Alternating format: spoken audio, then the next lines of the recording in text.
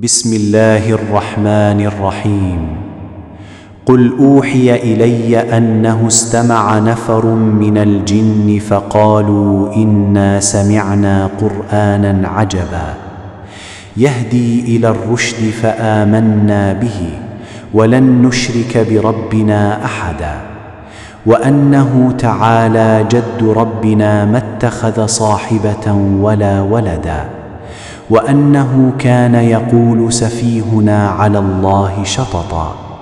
وأنا ظننا أن لن تقول الإنس والجن على الله كذبا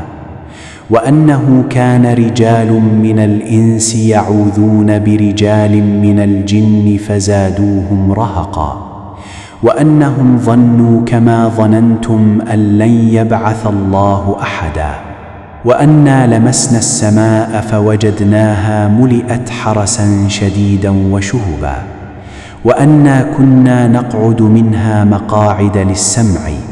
فمن يستمع الآن يجد له شهابا رصدا وأنا لا ندري أشر أريد بمن في الأرض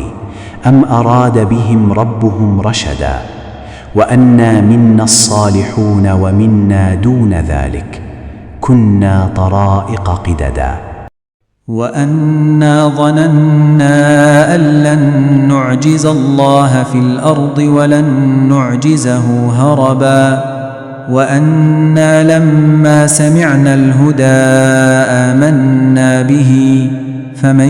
يؤمن بربه فلا يخاف بخسا ولا رهقا وأنا منا المسلمون ومنا القاسطون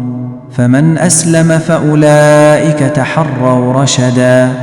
وأما القاسطون فكانوا لجهنم حطبا وأن لو استقاموا على الطريقة لأسقيناهم ماء غدقا لنفتنهم فيه ومن يعرض عن ذكر ربه يسلكه عذابا صعدا وأن المساجد لله فلا تدعوا مع الله أحدا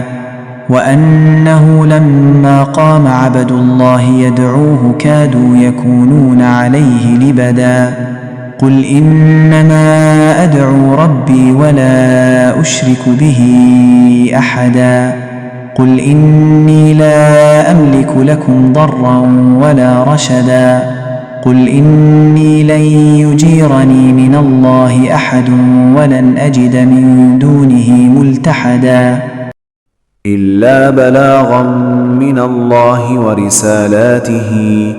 ومن يعص الله ورسوله فإن له نار جهنم خالدين فيها